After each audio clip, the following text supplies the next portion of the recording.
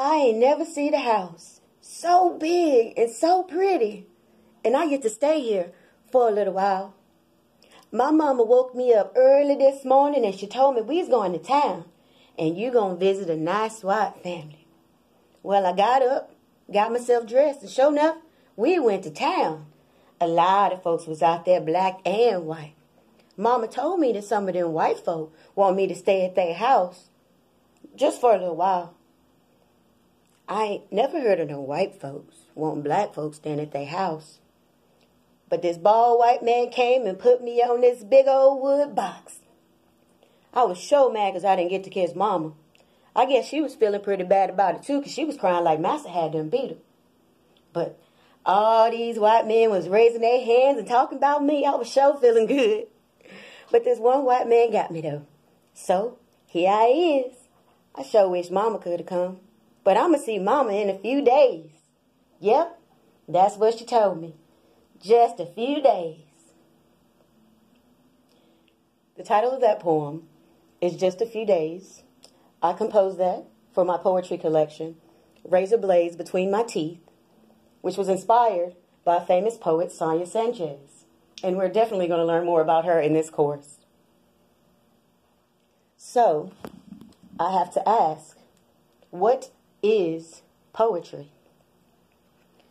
What did you learn from that poem? What did you gain from that poem? Would anybody like to share? Well, let's look at the definition of poetry.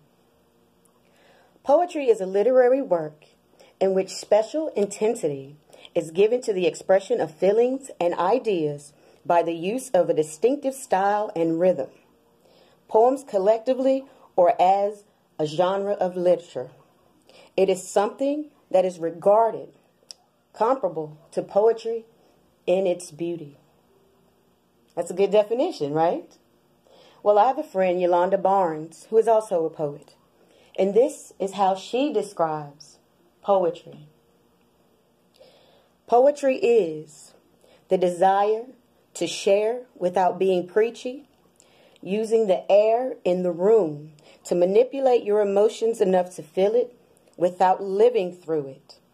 Poetry is the why, the head nod, the shake of your head. It's being in agreement or being able to discuss a different point of view. She has lived through poetry, so you don't have to go through it. What do you think of that definition? I think it's pretty on point.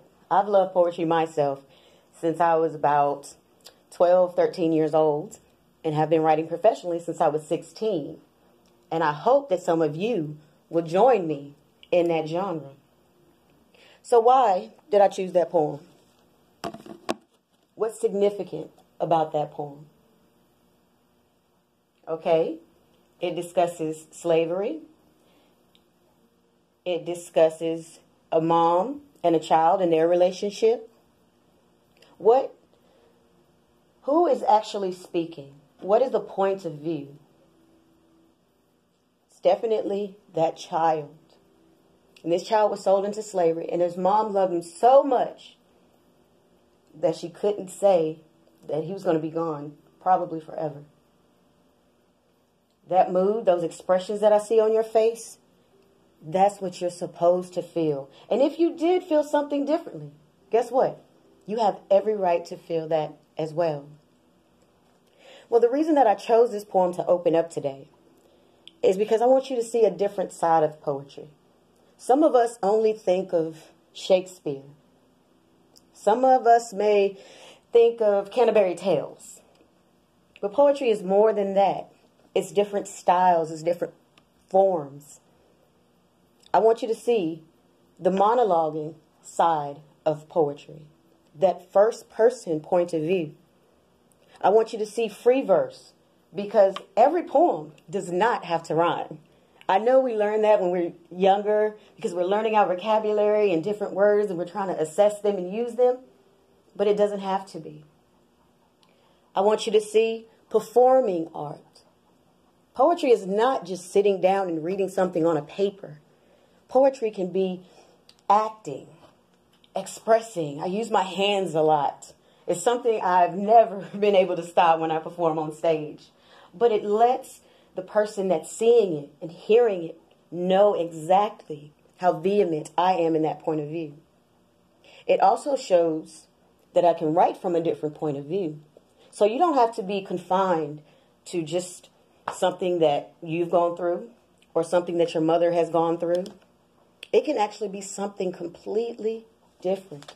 I've never been a slave, thank God. But I can just imagine what that heartbreak felt like for that mother. What that exuberance felt like for that child being in a place that's beautiful, a place that they had never even really seen from the inside. And also the excitement about seeing their mom in just a few days. That's what I would like you to take away. But if there's something else you would like to add, please feel free. This class is open. We can discuss things a bit respectfully. But I don't want you to think that poetry is confined. Because of the fluidity of poetry, it comes from various forms. For example, you may write with a rhythmic sound similar to what